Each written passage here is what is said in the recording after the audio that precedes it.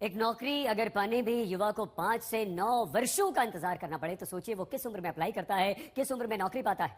UP triple SC यानी वो संस्था जिसको उत्तर प्रदेश में कई नौकरियां दिलाने का जिम्मा मिला हुआ है, लेकिन इस संस्था की स्थिति ऐसी है कि 9 वर्षों से 22 भर्तियां यहां पर लटकी हुई।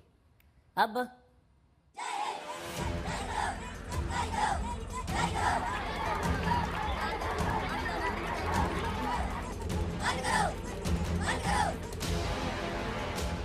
यूपी ट्रिपल एससी 9 साल में 22 भर्तियां अब तक पूरी नहीं कर पाया है, जिसमें 2016 की आईटीआई अनुदेशक के 293 पद की भर्ती में 8 साल बाद भी इंटरव्यू बाकी है। 2016 की सहायक शोध अधिकारी 476 पद की भर्ती में 2024 तक इंटरव्यू नहीं हो पाया। 2016 की सम्मिलित तकनीकी सेवा के 292 पद का फाइनल रिजल्ट अब तक नहीं निकला है। 2016 में निकली ग्राम पंचायत अधिकारी और ग्राम विकास अधिकारी के 1953 पदों का अंतिम परिणाम 8 साल बाद भी ये चयन आयोग निकाल नहीं पाया। 2018 की सम्मिलित अवर अभियंता भर्ती में 1388 पद खाली, जिनमें अब तक फाइनल रिजल्ट ये लोग दे नहीं पाए।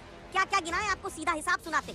2018 की 2 भर्ती के 3341 पदों का रिजल्ट आज तक नहीं दिया गया। 2019 की एक भर्ती में 655 पद पर अब तक भर्ती अधूरी है।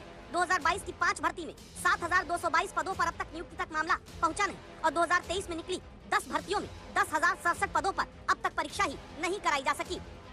यानी हमारे देश में सांसद विधायक बन जाएगा या विधायक सांसद बन जाएगा तो उसके खाली पद को तय समय में भरने के लिए सारे नियम कायदे कानून लग जाएंगे, लेकिन भर्ती अगर सरकारी पदों पर खाली होगी तो उसे उत्तर प्रदेश में 1 साल से लेकर 9 साल तक टांग के रखेंगे।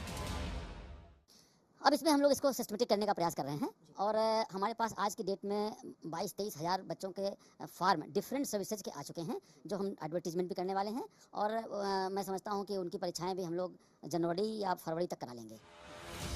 चलिए एक और तारीख आज आप नोट कर लीजिए, क्योंकि बेरोजगारों को सिर्फ तारीख पर तारीख ही तो देकर मीठी गोली दी जाती, जिसे रोकने के लिए अब सरकार को कड़े कदम उठाने जरूरी है। समर्थ श्रीवास्तव, लखनऊ, आज तक।